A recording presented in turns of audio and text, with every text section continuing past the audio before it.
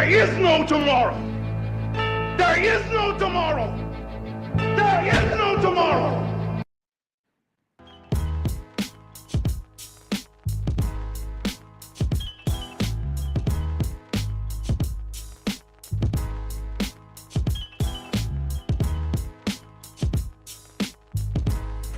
The last Creshendo is over. It's Monday, February 24th. Man, there was some good fights over the weekend. A few sad things. I'm going to do a short live here. Hopefully we have a couple people come in. Voice your opinion on what struck you on the night of the last Creshendo. Hats off to Dmitry Bivol. What can I say? I thought my man Tech dumb dad in the house, and he is anything but technically dumb, or dumb, period. Really quick, that main event, good fight. I thought Beterbiev had a much faster start, but it was the first time that I've seen him fade and not know what to do down the stretch. He is 40 years old, but we got a new light heavyweight champ, and it's Dmitry Bivol. Boxing Scholar is in the house. Yo. Yeah, you know, it was a really good, really good card. And it was a fun day of boxing. And I like to accentuate the positive, but few things. It was odd to me that they moved it from like the 20,000 seat arena to the 7,000 seat arena. That screams that the ticket sales weren't good. That maybe that's just me. And also like have some shoulder programming. It doesn't have to be 24/7, but they can afford a 24. If anyone can afford a 24/7, it's Turki Al-Sheikh. At HBO, I was at HBO for almost 15 years, and it was the price. It was the price of doing 24/7. That's why they didn't do enough of those. This guy, Turki Al-Sheikh, can afford it. So, yeah, it was a great card, great price.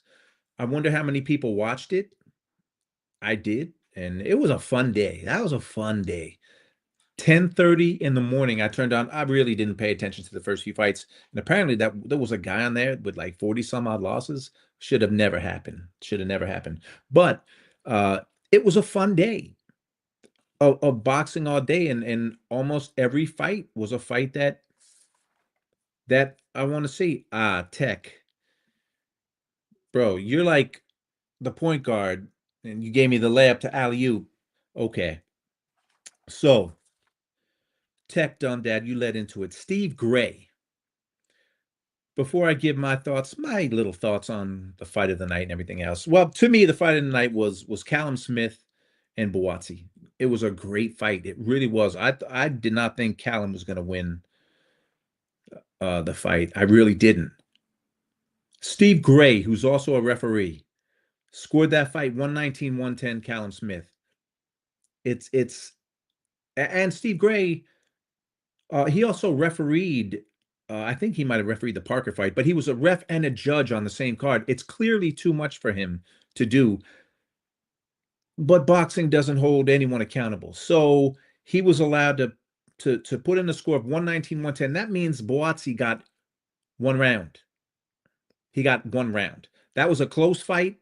I thought Callum Smith won the fight. But 119-110, there's no accountability. Let me tell you who had some accountability, and I'm gonna find the clip at some point. Randy Gordon, a friend of mine, who was the head of the New York Athletic Commission. There was a fight in the 90s between Kevin Kelly and Troy Dorsey, and Kevin Kelly won a decision in that fight. One of the judges had it. It was a very close fight. One of the judges had it kind of overwhelmingly to Kevin Kelly. It was a bad scorecard, and Randy Gordon never used him again. Randy Gordon called him into his office and said, "I can't use you anymore." That was a terrible. He asked him what he thought about the scorecard. The bottom line is he never used him again, and that was the New York State Athletic Commissioner. He was accountable for his judges, and he never used that judge again who had that bad scorecard. But guess what? Who's going to do that with Steve Gray? I haven't seen one article, although I probably could find one, but nobody was bashing his score. I'm sure people did on their shows today and yesterday, but it's preposterous. 119, 110. So thank you, Tech, with the layup. Yeah, I mean, corrupt or incompetent, and yeah, it was a war. Hats off to both guys, but Callum Smith, if I was betting on the fights, I probably would have bet on Boatsy, but Boatsy, you gotta fight the fights and win the fights. The Messenger 215, salute to the channel and chat. And yes, that was my fight of the night. My fight of the night. And I'm not gonna go over every fight, but I'm gonna do this quick 30 minutes. But Ajit Kabayel, man, what we have never Zhang has lost fights. Not like that. The first round, Caballero just moved and moved and moved. Obviously, he had a strategy because the second round, he just went right into the belly of the beast, and it was a big belly too on Zhang. It pays to train, by the way. It pays to train. I mean, except for that knockdown in the fifth, I think it was all Caballero. It was an impressive performance. It was one of the best performances of the night, the way he took Zhang out. And I always said I think Zhang has been mismanaged. He's 40 plus years old and he's just been in the spotlight the last few years. I don't know. He could have been managed better, but uh is that the end of him? He's 40 plus years, 42. I don't know. Maybe that's the end of Big Bang Zhang. And Caballero just, I want to see him in big fights. I really do.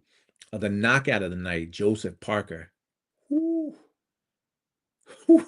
And what's funny is he hit he hit my man with a right, and he kind of like shrugged it off and kept coming. Um Clearly, to me, that was one of the stupidest decisions to have Bakali, hope I'm saying his name right, fight that fight, obviously without training. Now, he was saluted, he was hailed as taking the fight on late notice, which no doubt, no doubt. It was a great, I mean, a gutsy, ballsy thing that he did, taking the fight on late notice. But I didn't know he hadn't trained at all. When I heard his weight was 310 or whatever it was, he looked terrible. What was he thinking? What was his team thinking? Now, I guess he got life-changing money, supposedly. He still was knocked out by a guy who doesn't knock people out with one punch. Joseph Parker doesn't do that to world-class fighters. He doesn't knock them out with one punch. And I thought Joseph Parker was going to beat Dubois. Uh, I just think it was a horrible decision by his people to put him in the fight. It was a horrible decision. And he had to get on planes from Africa, and just an idiotic choice by his team to have him just for money. Did they think they were going to go in the ring with no sparring, no training, and beat Joseph Parker? Did he really think that? Well, um, Parker, okay. All right. Well, I'll tell you what. I'll tell you who's not was Bacoli. It was an idiotic, stupid decision that he made, that his people made to take that fight, and now he's paying the price. He was knocked out, so he was supposed to fight a Jogbe, I think, in May. That's not going to happen now. It's not going to happen now. Could these judges be any more obvious? They're blatantly putting in those scores to try and manipulate the decision to get paid off and rehired by certain promoters. Maybe. Look, I don't have any um proof of any of that. I just say Steve Gray, who scored the fight 119, 110 for Count Smith, is a terrible judge. He's terrible. That was a horrific scorecard. Guess what, though? It's boxing. Nothing will happen. Listen, you have to remember, as much as I like these fights, you remember this happened. 2 points. You're losing 2 points. You must match him. Losing 2 points. You must match him. 2 points. Tell him. Yeah, that was Turkey Al Sheikh, and if you want to see it again, he's talking to 2 points. You're Hamzi losing 2 Shiraz. points. You must match him. Losing 2 points. You must match him. 2 points. Tell him. That was during the Hamza Shiraz and Carlos Adames fight, which was not a great fight, but Shiraz lost. So Turkey Al Sheikh went to his corner and told him he was down by 2 points. Now, what we don't know is if that was the actual scorecards, or was it Turkey's own scorecard and he had him down by 2. My guess is that he knew the scores and he told the fighter what the scores were, which should never be allowed in any fight. Tech said, I wonder who Turkey wanted to win. And that's the problem. And that's the problem with boxing. Who's going to say he was wrong? He's paying all the money. The promoters aren't going to say anything. Nobody's going to say anything. Kevin Iole, who is a fantastic writer, wrote an article about the card and talked about this moment. And I'm going to quote Kevin Iole, who I respect. He said, and this is about Al Sheikh telling Shiraz that he was down by 2. He said, Al Sheikh has done a lot to resuscitate boxing, but this was a staggering abuse of power. He didn't surreptitiously do it. No, he flaunted it because he believes he's bulletproof. He posted a video of himself on social media, which you just saw. That was from his Instagram, Al Sheikh's Instagram, essentially bragging about blatantly breaking the rules. But who's going to call him out? It won't be the promoters. They're too busy guzzling at the trowel. Boxing has been run by mobsters, con men, and hustlers of every sort for decades. They finagled their way into positions of power and tried to squeeze the last few bucks out of the business. So, that was a bad look. That was a bad look. Tex says, I never saw Turkey go around the ring. Aren't the judges seated around the ring and not together? Yeah, they're on all different sides. That's why, Tech, we don't know if he actually saw the scorecards or he was keeping score on his own. Still, like, you know, it was flaunting your power as the promoter. You're obviously showing who you want to win the fight, and that guy who lost, Adames won that fight, got a draw. No shock that he got a draw in Saudi. So, Boxing Scholar says he definitely seen the scores. Mate, we don't know that. I hear you. I think that, a smart person, we're not blind. He probably did see the scorecards, but we don't know it. So, nobody wants to get sued for libel because he's got a lot of money. But like Kevin Iole said, who's going to call him out? I mean, no one's listening to me. It would take a fighter or a promoter. And of course, any fighter that does it, it would be someone that's not on his cards, and they would get attacked saying, oh, he's jealous because he's not on the cards. It's ridiculous. And as good as that card was, that shouldn't be allowed. But what does boxing always do? Shoot itself in the foot, kick its own ass. That's what boxing does all the time. All the time. Steve Gray, 119, 110, and then Turkey doing that. But on the whole, it was a fantastic card. I don't care. I really don't get into, was it the best card in history? It was a damn good card. So it's a fun debate. Was it the best? Maybe. I don't know. It was a damn good card. And I'm like everyone else. I'm on the East Coast. It started at 10:30 and ended at 7:30, and they kept moving the fights. The pace was awesome. I mean, it was fight after fight. It wasn't a ton of time in between fights. It was beautiful. It was beautiful. It was beautiful. So the fight of the night, Boazzi and Smith, performance of the night, Caballero, the knockout of the night, obviously Joseph Parker, and then the rematch. It was a great rematch. Shakur Stevenson, I thought, looked fantastic.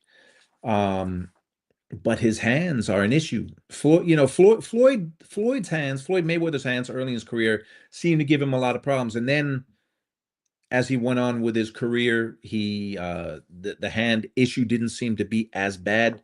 You got to hope the same for Shakur. But I got to get this off my chest too, and it's going to sound like I'm complaining as an ex HBO production person. But it was clear that Shakur was hurting his hands, and it was at the end of the seventh round. And the announcers, Sergio Mora, someone said clear, like we're really calling attention to the fact that Shakur hurt his one of his hands. I don't know if it was his left or I think it was his left. So they were really talking about it at the end of the round. Now, DAZN does not know much about following a fight. They don't know much about production. They don't. They don't.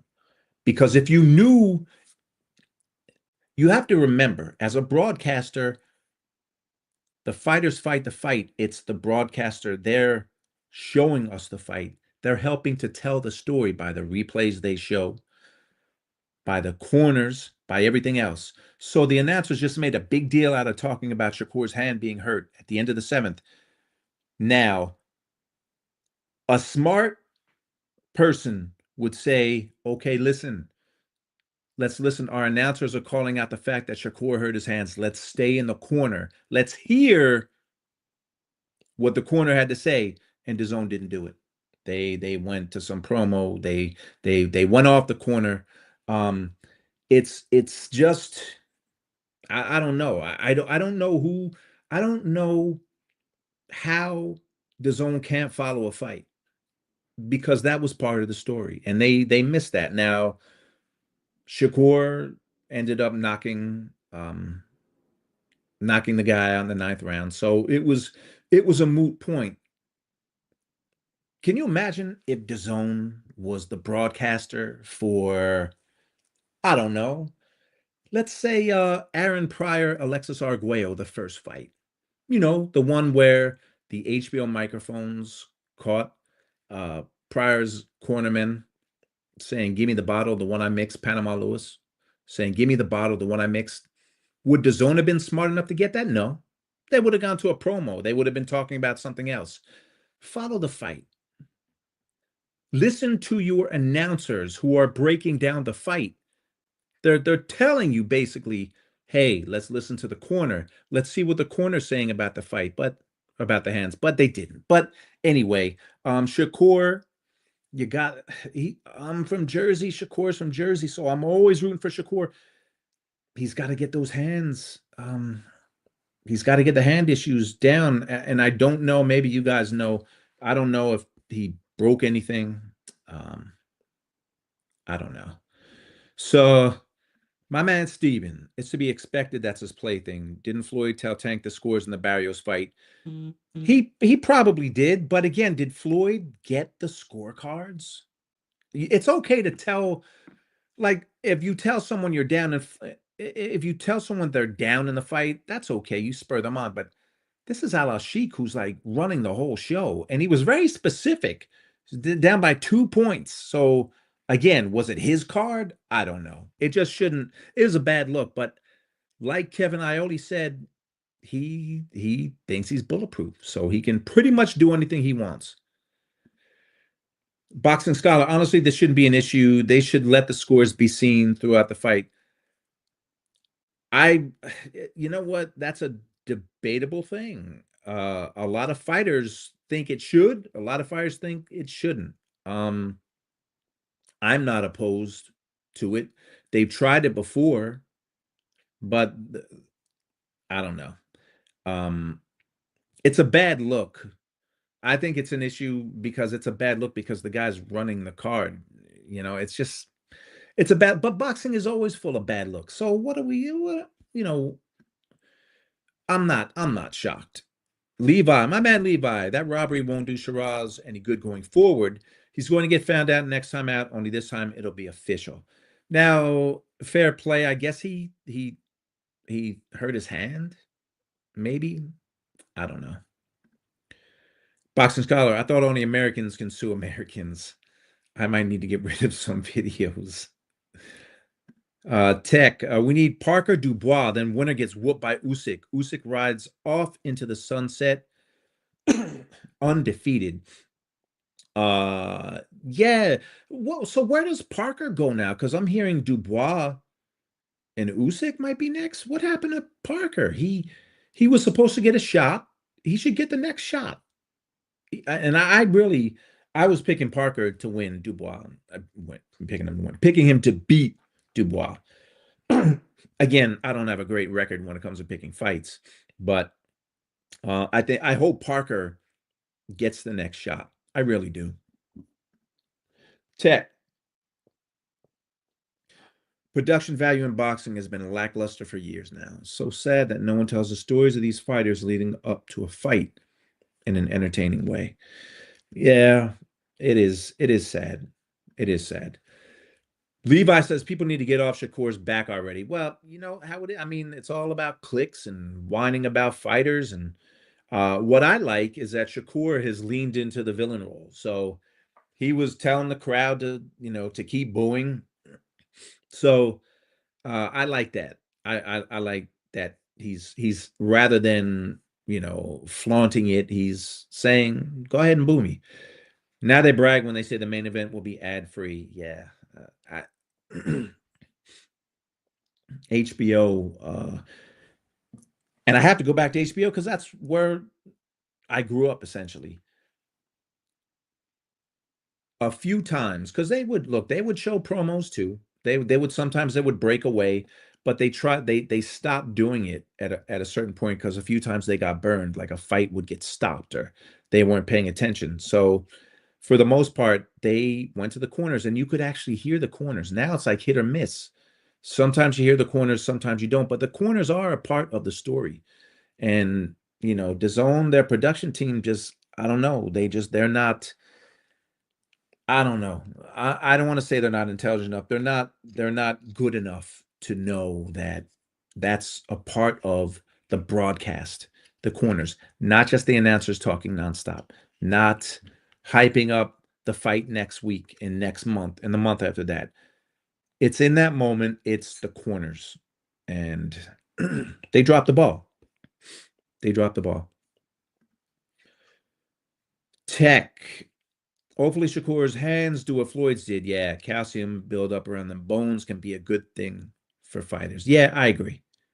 I agree.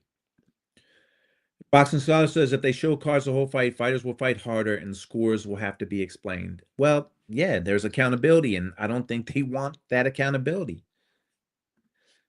Steven, DAZN doesn't film corners between rounds much. They don't hire translators either. They do run gambling ads all the time. So that just proves to me that they don't care about their audience. And I agree with you, Stephen. Now, Sergio Mora does the translating sometimes when there's a Spanish fighter. So, but you're right, they don't hire translators, and you should. But they have shown you, DAZN says, we don't particularly care about the story of the fight. We want to put good fights together, show them, get all the ads in we can, and move on to the next.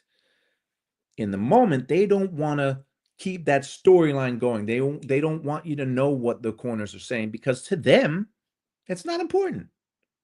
To them, it's not important what the corners say. You can go on and on about great corner moments. Angelo Dundee telling Sugar Ray Leonard, "You're blowing it, son. You're blowing it," before he fought Tommy Hearns at the end of their fight in 1981. There's just moment after moment. Freddie Roach telling James Toney he's got to knock, and I forget who it was, Vasily Girov, telling him you got to knock him on his ass in the last round, and he did. There's all sorts of moments that you miss. But DAZN doesn't care about that story. They care about getting their ads in. He is the man for Usyk's WBO, I believe. Is that Parker? Yeah, Parker. Yeah, I hope he gets his shot. The Messenger, would you work for DAZN? I've worked for DAZN before. It's been a while. Would I work for DAZN if they let me make them better? I absolutely would. Absolutely, because they need some people who know boxing, who know how to tell a story behind the scenes. Behind the scenes, they need someone. So would I? Yeah, I would. I'm open to it. Uh, Levi says, pretty sure the crowd booed Shakur because there was a lot of British fans there rooting for Paddy. Yeah, probably so. But I like the fact that he was happy they were booing. My man, Jay Rich, better late than never, but I'm here. Tech, HBO did the best. Showtime did a good job for a while too, but HBO gave you boxing insight like no other. And I don't mean to really thump because HBO's gone. Look, it's gone. It's gone. What shouldn't be gone are, you build upon what your predecessors have done, right? So if I'm with the zone, I'm going to say I'm going to do it better than HBO did. And they don't. I'm talking about the broadcast, the production. They don't. They don't. Showtime had that belief. They said, we're going to do it just as good, if not better than HBO. That's what you should do. You should try and make it better. Years ago, I don't know who this clown was, but when DAZN was starting, I had an interview with them. And the guy who's not with DAZN anymore went on and on about how we're going to do things. No offense, I know you're with HBO, but we're going to do things different than anyone's ever done. We're going to have cameras here and cameras there and people in the crowd and people in the audience. And he promised all this. This isn't hard. You get good fights, you get good announcers, and you have good production people. And you follow the fight. You show the corner. You listen. You tell a story. You hype the fight before they get in the ring. You have shoulder programming, content. You make people aware. They're not doing it. They're not doing better. You learn from the past and you get better, and they're not doing it. The zone's production value has been going down over the last year. I really I really don't mean to bash them. Yes, I do. Boxing Scholar, if we go to the corners, then people will get more turkey hot mic moments. Yeah, exactly. Maybe they were told not to. I mean, I think they did go to the corners a fair amount, but in a blatant, it was so blatant. I mean, the announcers are saying Shakur really hurt his hand at the end of the seventh, and they don't keep the cameras on Shakur. It kills me. Like, it happens all the time. A fighter will get knocked down at the end of a round, and they'll go to the other corner. Yeah, it just, I don't know. Like, be better. It's not that hard. Another one would be Teddy Atlas telling Tim Bradley that they're firemen that they like to eat. Exactly. Exactly. Or when Teddy Atlas sat in Michael Moore on Michael Moore's stool during the Holyfield fight, the first fight where he won the belt, and said what he said. It was a brilliant moment. Steven, I read DAZN is owned by a billionaire Russian oligarch who owns Warner Music. As a business, DAZN is way in the red. They have less than 1 million subscribers. Now they have a monopoly on US boxing. That might be true, but they have people who are paid in production to produce the fights and direct the fights. Give them a lesson in how to follow a fight for the fans. That's all. But look, I could be off base, and if I am, I apologize to those production people. Maybe it's the zone themselves who's saying certain rounds you have to go to promos no matter what. Now, HBO would always have times where certain rounds you had to go to promo, but and we'd be on headset in the truck. Round is about to end. The producer say, all right, get that promo ready for next week's fight. But if something happened those last 10 seconds, you blow all that off because your obligation is is is to the fans, the people watching, and you want to continue the story. So I don't know. I don't know what their deal is. I don't. They don't want that. Tech says smash the like button. Hey, us old heads that watch HBO boxing from the day are still in mourning. Yeah, but you know what? It's not even in mourning because boxing is still. I thought it was a great day. I thought it was a great day of fights on a Saturday. Just be better. That's all. HBO is gone. Showtime is gone. We know that. I accept it. I still love the sport. I still watch all the fights. Just be better. That's all. We're not asking that much. Levi, sad that Top Rank is leaving ESPN. It signals the death of boxing on public TV in America. Well, um, that's where it's been going, right? So I don't know. I don't know what's going to happen with ESPN. I mean, the rumors are the rumors, and I am not in the know, but the rumors are that they're going to end up with the zone. But I've also heard they want to have multiple partners. So we'll see. We'll see what happens. Oh man, it's 30 minutes already. It was You want to debate best boxing card of all time? I had a lot of fun watching those fights. And Virgil Ortiz, who Bernard Hopkins, did anyone hear Bernard Hopkins? Now Bernard Hopkins is with Golden Boy, and they promote Virgil Ortiz. I think twice in an interview he called him Victor Ortiz. So, and I know Victor, and I was texting him because I don't know if he was watching it. I said, "Hey Victor, they're talking about you on the telecast." Called him Victor Ortiz. Virgil Ortiz got Madrimov. He beat Madrimov. He showed something in that fight. Madrimov, I gotta say that his style is. I am not a. It is not a fan friendly style, but that's his style. That's how he wins fights. Although he's lost his last two. Um, yeah, Tech said he did call him Victor like 3 times. I was it was a funny moment, but that's Bernard. It was an awesome day of fights. So wife and I were on the edge of our seats most of the card. Yeah, it was in the main event. I was openly rooting for uh Beterbiev. Beterbiev. I still don't know how to say his name, but I'm good friends with John Scully, his assistant trainer.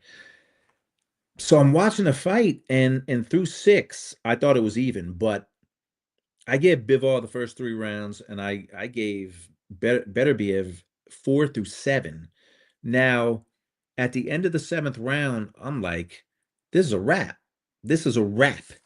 I literally thought it was over, that he was up after 7, and he's not going to fade.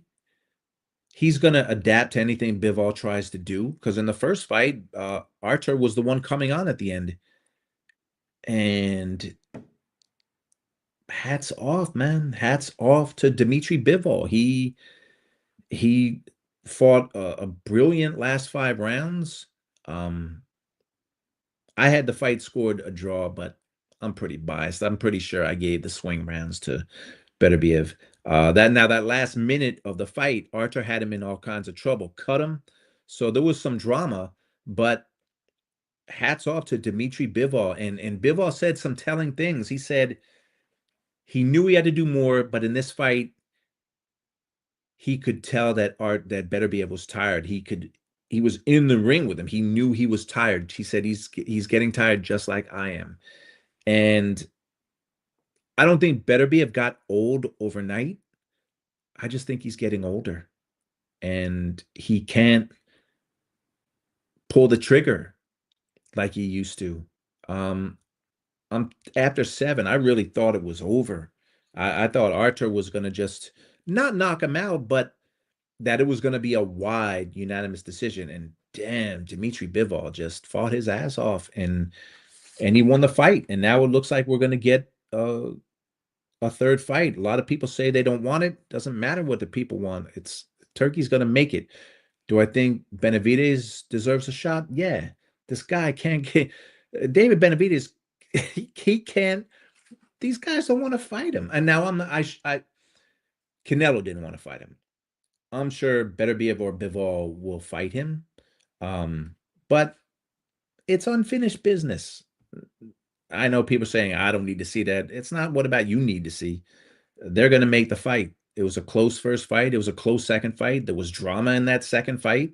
So let him make a third fight. But I thought Beterbiev, he had had that long layoff before the first fight, and he had the knee injury because of the knee injury. So I'm thinking 4 months later, yeah, 4 months later, he's gonna be even better in this fight. And I thought he was through seven.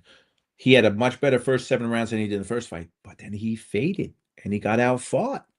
It was incredible to see. It's the beauty of boxing. And Bivol was something. Time to put Bivol pound for pound over Nui, maybe even over Crawford. Yeah, Bivol's a good fighter, man. He really is. Steven, I remember all HBO promos. I remember all HBO promos were promoting their own programming. I'm guessing DAZN is on a tighter budget, running things like gambling ads.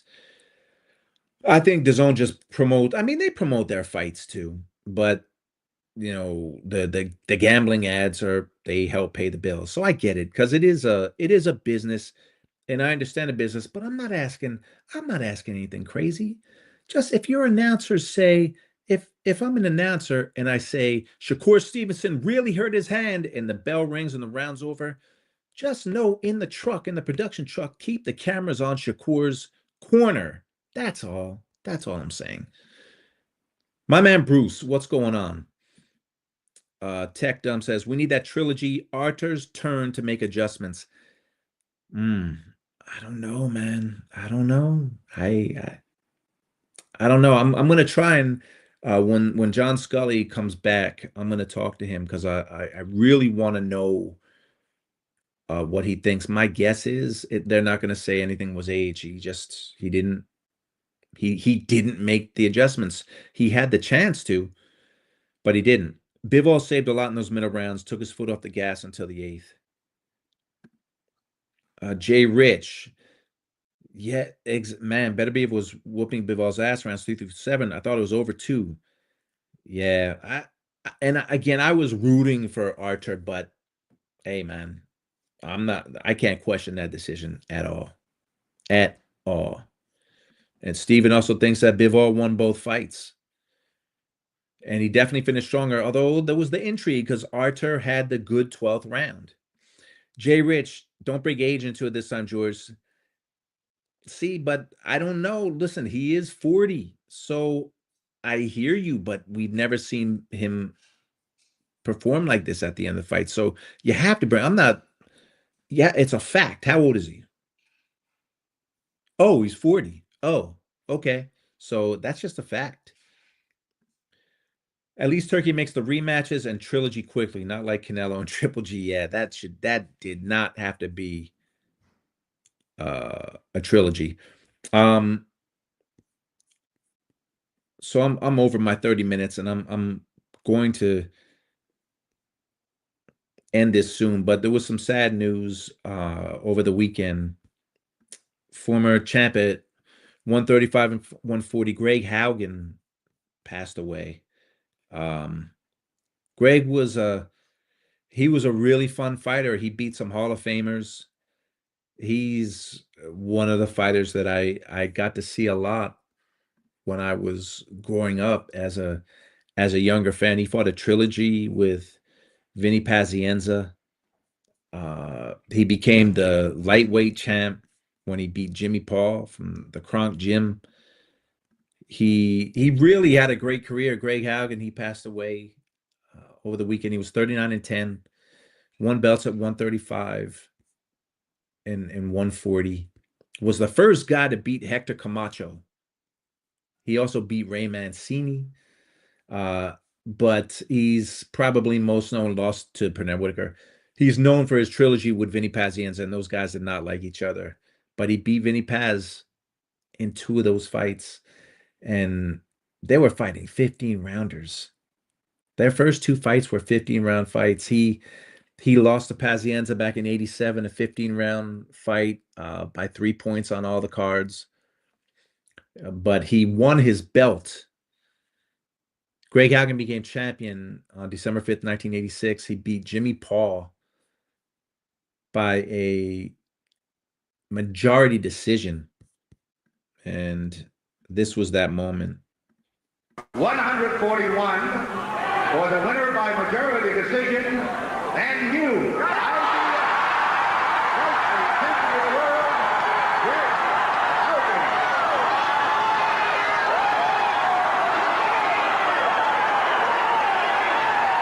This has got to be a tremendously exciting great moment Tim for Ryan. you. You came into this fight a virtual unknown. I don't think too many people looking in on Showtime tonight outside of Auburn, Washington, maybe Anchorage, Alaska, and Las Vegas really know who you are. And here you are now, champion of the world. When's it going to sink in?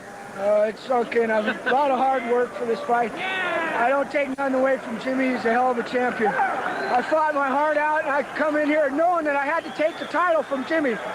You know, it's not an easy job taking the title from the champion. Well, there's your belt. Let's pull back if we can here and show that championship belt. Greg? Man, so rest in peace to Greg Haugen. Former champion. He beat some Hall of Famers. He lost to some Hall of Famers. He was as tough as they come. And he passed away. Again, his record was 39-10, 19 knockouts. So he was a guy. I saw a lot of his fights back in the day, and a lot of respect for him. So we'll end this. We had a great card, but go watch a Greg Haugen fight. Go watch his fight with his first fight with Hector Camacho. Watch one of his fights with Vinny Paz, who was back then Vinny Pazienza. Rest in peace, Greg Haugen. You are remembered.